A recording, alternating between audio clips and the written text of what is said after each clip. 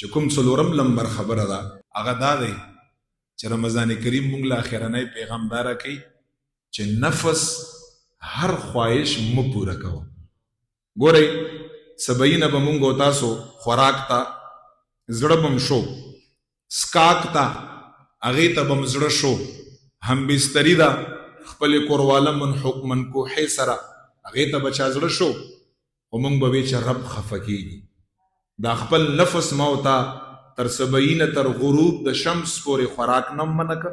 ګوره یو شی غواړي خو په رمضان کې دا ټیک نه و، نفس خواهش ہو خو په رمضان کې غلط ہو، سبعینه تر ماښام پورې خوراک، نفس خواهش ہو سکاک په رمضان کې خو سبعینه تر ماښام پورې دا غلط ہو، هم بستری غوغتا خو سبعینه تر ماښام پورې دا غلط وا. مونږ الله دپاره منع کړ، نفس منع کړ چې نه به خوراک در باندې کوم، نه به سکاک در باندې کوم، نه به خپل شهوت پوره کړي. په دې رب خفه کېږي. یو میاشت ما او تا د خپل نفس ناجائز خواهش پوره نه کړ، دومره روحانیت را کې الله تعالی پیدا کړ چې شپې مه تهجد هم شروع کړو، شپې مه قیام هم شروع کړو او لس ختمونه هم په رمضان کریم کې.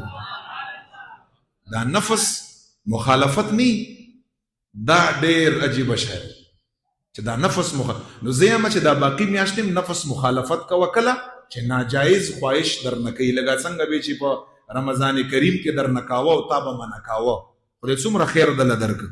دا د رمضان کریم څلورم لمبر پیغام دی او دا په زړه کې وایي چې کله ارنه نفس ارنه خواهش وکړه غلط خواهشي، دا وایي چې زما رب ما ته ګوري.